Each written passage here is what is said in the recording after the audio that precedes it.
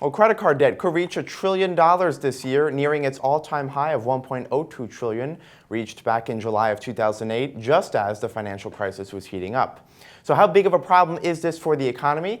I'm joined now by financial advisor Brooke McKeon from RBC Wealth Management. So Brooke, to be precise, total credit card debt during first quarter of 2016 was $951.6 billion, up 6% year over year. And you know what I'm trying to get at here. The last time we saw credit card debt this high, we had a financial crisis. So should we be worried? Well, Scott, we're in a much different place now than where we were in July of 2008. In fact, we've spent the last 8 years or so, both on a personal and corporate level really deleveraging balance sheets.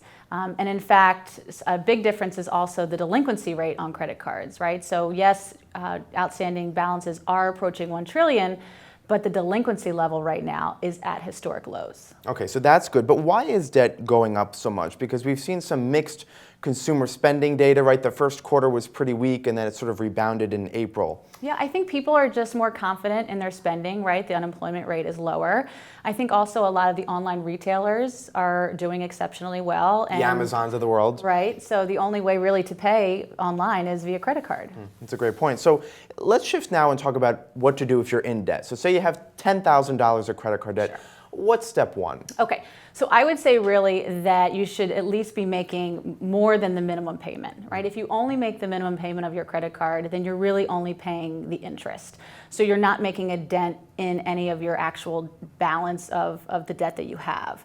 I would also say that it's really important to pay off the highest interest rate credit card you have first. That's if you have multiple credit cards with balances.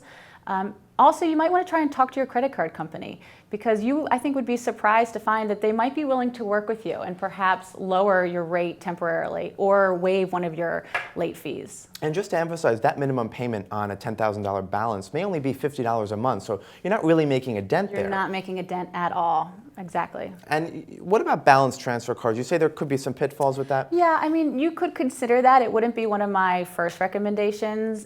It could alter your credit rating in the short term, possibly make it better in the long term, but it wouldn't be one of the first things I would recommend. Okay, and what about, coming up with some sort of plan to manage your expenses? Because if you don't do that, you're going to find yourself back in trouble. Yeah, exactly. Budgeting is so important. So it's a great exercise for everyone to do, just to write down what they spend money on. I think you'd be shocked to see what exactly the outflows are that we're spending day to day, right? Is it that Starbucks $4 cup of coffee?